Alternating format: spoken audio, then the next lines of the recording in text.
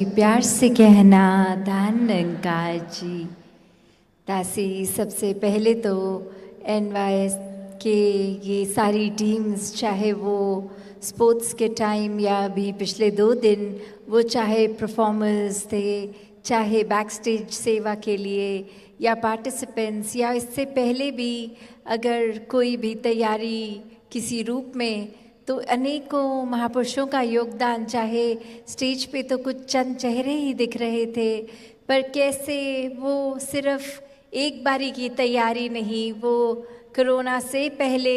एक अनाउंसमेंट की होना है एनवाईएस हरियाणा, और उसके बाद फिर 2 बार तिथियां और बदलनी। तो ये पेशेंस इतनी सभी ने जो दिखाई, और इसको भी वो रूप समझा कि और तैयारी करने का ये अवसर मिला।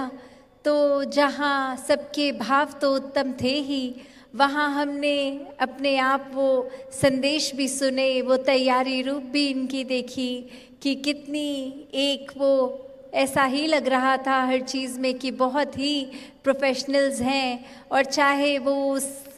कला के एक माध्यम का उन्होंने कभी इससे पहले किया भी ना हो, फिर भी वो रूप इस तरह दिख रहा था। तो वो भाव क्या है सबके कि हर दिन समय निकाल के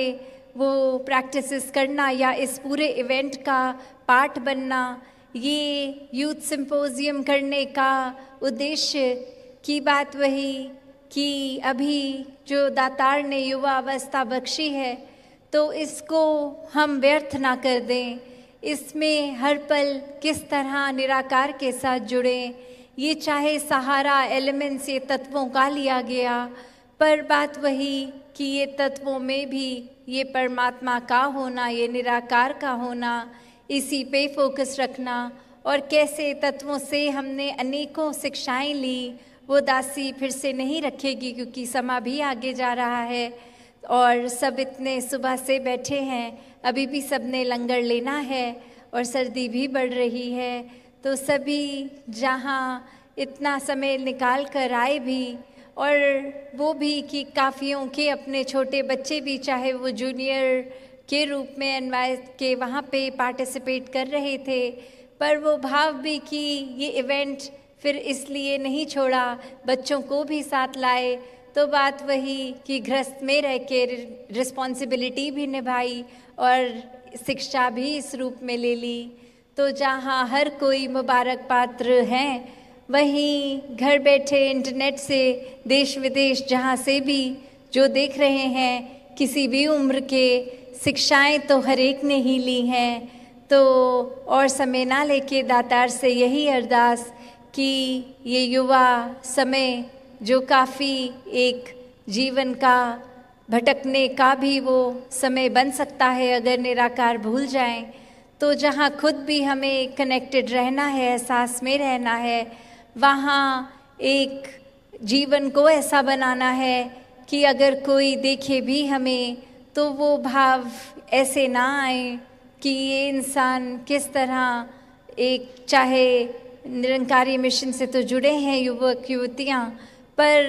कैसा ये उनके जीवन में ये झलक नहीं रहा। तो जीवन में बहुत ही जहाँ क्लैरिटी रूप में वो क्वेश्चन आंसर सेशंस भी हुए, या फिर हर किसी के पास अपने अपने भवनों में भी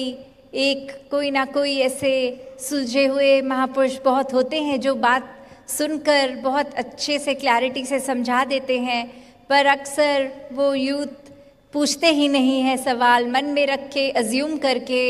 या फिर कोई अगर उलझन है उसको सुलझाने के प्रति कदम नहीं लेते, क्योंकि लगता है फिर कि आसपास वाले क्या सोचेंगे कि हम कितने नादान हैं। तो जहाँ बात वही कि स्कूल कॉलेजेस के टाइम से हमें सिखाया जा रहा है कि कोई कन्फ्यूजन है तो स्पष्ट सवाल किया जाए, उसका एक सटीक स्पष्ट उत्तर मिलेगा। तो वहाँ यही बात कि संतों के बीच में भी रहकर एक वो रूप अपनाना है, जहाँ फिर एक आध्यात्मिकता की ओर जीवन ही रहे, चाहे कार्य रूप दिनचर्या रूप कैसी भी रहे। तो दासी और समय ना लेके इन्हीं शब्दों से आज्ञा लेगी। सात संगत जी, दान निरंकार जी।